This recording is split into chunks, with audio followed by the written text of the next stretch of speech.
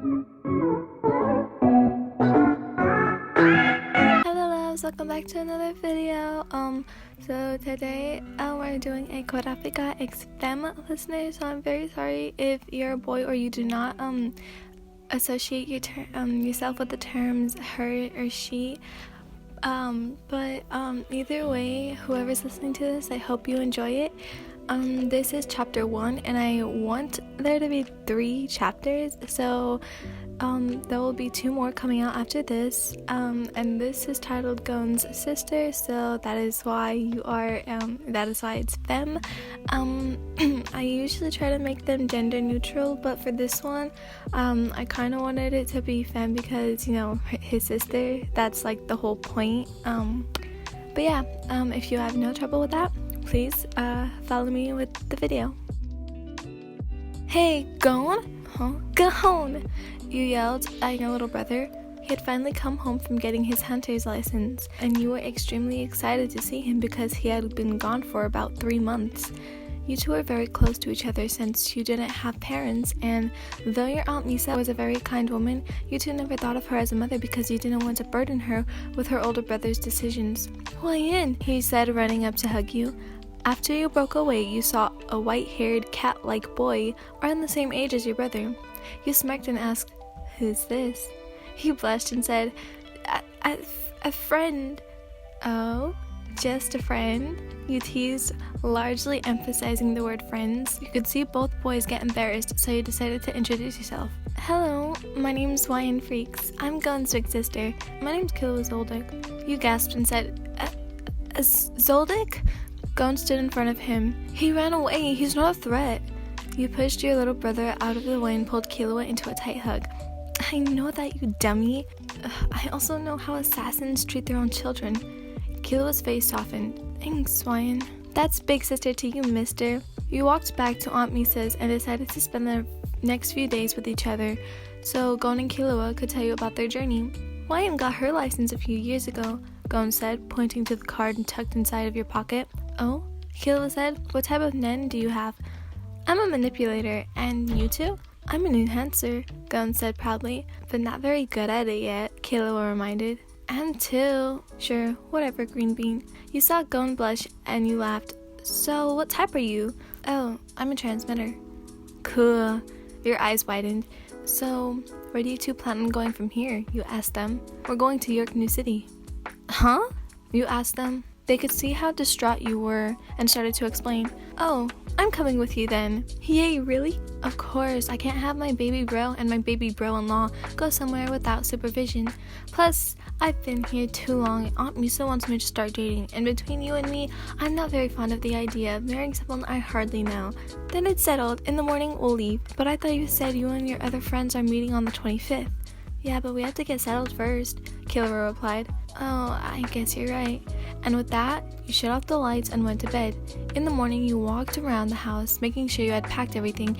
You were kind of a neat freak and wanted everything to be perfect. "Okay, I think we're ready to leave," you yelled at the 2 boys, rubbing their eyes. York New City. Haven't been here in a while," you said, stretching out your arms. "You've been here before?" Killua asked. "Yeah, for work," Gon answered for you. You smiled in your head, seeing how obviously close they were. "Aw, I'm jealous," you said, closing your eyes and placing both your arms behind your neck. "Huh? Jealous of what?" Gon asked as both him and Killua shot you confused glances. "Oh, never mind, you dorks. Hey, I know I hang out with Gon, but that doesn't mean I'm a dork too." "Huh? What are you trying to say, and what do you mean by two?" You chuckled and walked past the boys. "Come on, idiots, I'm hungry." "But we just left Aunt Misa's, and she gave us a big breakfast." "That was this morning. You two slept through the whole ride." Oh, Gon said, embarrassed, written all over him. Killua laughed at his idiotic friend. You and the boys found a suitable hotel and took your time ordering dinner. You fell asleep, though the boys decided to stay up a little longer, so no wonder you woke up before them. You always did, even if you went to sleep after them. You walked around York New City, spying, searching, and hunting. The real reason you had come to York New City with your brother and his friend was because you had heard that there would be an auction, and at first, this was nothing to you, but then you started hearing rumors that the Phantom Troop would be attending. Now this was important to you. You hadn't told anyone, but a long time ago, when you first became a hunter, you had a friend. You called her Carly because of her beautiful scarlet red eyes. You two were inseparable, but one weekend, you decided to part ways and go home and visit the rest of your families. Monday, you two would return and continue your journey, though it did not go as planned. The day you returned, you were hit with the news spread across every window in the city. Phantom Troop murders entire critic clan, read the headline. You returned home and never told anyone about what happened. Gon and your aunt realized how you were and started questioning you, but you brushed it off. That night, you cried and cried into your pillow. I will murder them all, you told yourself, and from then on, it had been your main goal, your only goal. Now you had a chance to accomplish what you had vowed all those years ago. This was your chance. You were wandering around and found a dingy, beat-up old building on the brink of collapsing. You noticed a certain tall blonde walk into it. Could he be? You thought in your head. You cautiously walked over towards the building and hesitantly stepped inside. Oh, you're back? You heard a woman call out. Yes. You walked in, readying your nin, and stepped out from behind the corner. Your eyes were met with that of a boy's. You dropped your stance and walked over to him, cupping his cheek. It all happened so fast that he was in a daze. You stared into his eyes and reached out, but he quickly snagged your arm away, flipping you around and pulling it behind your back. You were now facing the wall you had once hid behind, his body like a shield on yours. This feeling you had never felt before. You were confused and had mixed feelings, but was suddenly knocked out of the trance when you heard his cold-hearted voice. Who are you? What? He slammed your body against the wall, and the lady behind the desk said, Hey, no fighting in here. Take it elsewhere. Immediately, you felt a tug on your neck. One of the boy's hands was gripped tightly around your frail skin, and the other was placed on your back. He then commanded you to follow him. You obliged, not wanting to get him angry, and walked outside. You walked all the way from the broken-down building into the woods, and once you were far enough from anyone else to hear, he said, Now, stop and tell me who you are. His grip on your neck loosened a little. You could tell he was being careful, so you didn't try anything. But my name is Wyan. Why did you touch my eyes? You stood silently. Answer me. He persisted, pushing you up against a tree. My friend had the same ones, you screamed, tears pouring down your face like a non-stop waterfall. The boy let you go, and you fell to the floor, holding yourself. He wondered why you were crying and slowly approached you. What do you mean? He started off. You didn't stop crying, and in a whisper said, I'll kill them. He didn't want to push you, but he was curious. Yo, what? I'll kill them! You shouted. He didn't know how to comfort someone, let alone someone he had just been more than disrespectful to. I'm sorry, I thought you were someone else, he said softly. You looked at him and he gave an apologetic smile. It's fine. You wiped your tears away and stood up. If you don't mind me asking, who's them? You stared at him for a long time. He accepted your quietness and waited patiently for your response. The Phantom Troop. The boy did a double take at you. He asked, looking at you with question.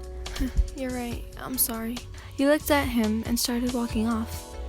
It's fine, but if I may ask, who did you think I was? He turned away. A member of a group I despise. He took a while to respond again. Anyways, we should get going. It's getting pretty late. Yeah, you said, counting your footsteps on the path back to the city. You approached the stop where you once had been and parted ways. The boy went back into the shack-like apartment building, and you went back to the hotel. You walked through the door to be greeted by Gon and Killua. Where were you, big sis? Gon asked. Oh, just out, you said, rotating your arm that had once been pinned behind your back. Okay, me and Killua are going to get some breakfast and explore the city a bit. We'll be back around noon to meet up with our friends, so be ready by then if you want to come. Okay? You nodded, still a little shaken up by the encounter with the blonde boy. In truth, you at first thought it was a girl, but that wasn't important. His eyes were. You pictured the light-colored eyes on the boy and matched them to Carly's. She wore gray contacts to keep from showing her true power. It was just a precaution of hers because of how rare the actual color was and the depths certain people would go to get their hands on them. No, he can't be. All of the Kurapika clan died way back then, you reminded yourself. The rest of your time alone in the hotel was spent sleeping. 20 minutes before the boys came back, you had woken up from your slumber and started to get ready. You heard the sound of the door open. Watching Gon and Killua walk in let you know it would be time to leave in about 5 minutes. You collected your things, packing them in an overcrossed purse and throwing your shoes on. Are you ready? Gon asked, coming from the back. You had just finished tying your shoes. Yeah, let me spray some perfume. Okay, we'll be outside. Okay, you met the boys outside and they started leading to where they said they would meet up with their friends a couple of months ago. So where exactly are we going? We're already here. Killua spoke. Oh, where are we? You asked yourself, looking around at your surroundings. You had been waiting for a couple of minutes and decided to sit down. Really? The floor is dirty, YN. I don't care, I'm tired of waiting. If your friends are real friends, they wouldn't have made you wait this long, you exclaimed while pouting and crossing your arms. Oh, it's Leorio, Gon excitedly expressed, throwing his hands up.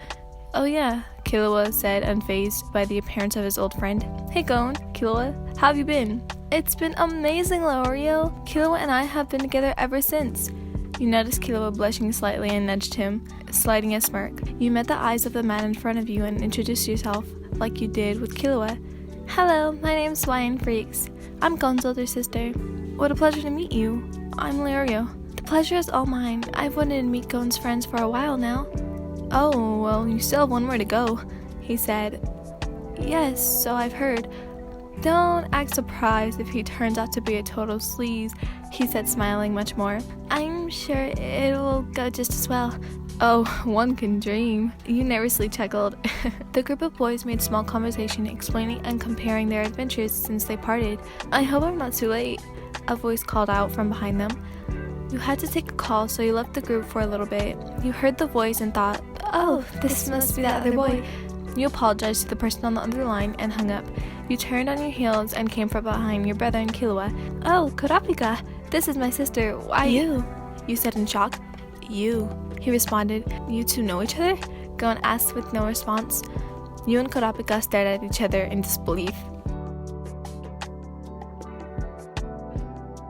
Okay, so I hope you guys enjoyed that video. It was quite long, and that's why I call it a chapter instead of a part, because there's only going to be 3 and they're going to be quite as long.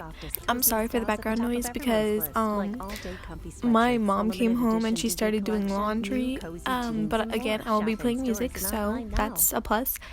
So you guys got the last Canva video to 100 likes like I asked, and because of that, this Sunday we're going to be finishing the Canva series. Yes, I've already written part 10 and part 11. They are both quite long, so my guess is probably 15 minutes, maybe a little more. But yeah, I do have 2 other series, which is this one and the 5 Hearts of Wisdom, which I will be posting another video next week. Anyways, I hope you guys enjoyed this video. Bye, loves. And then you won't. You say you love me, then you don't. You keep me running and running around.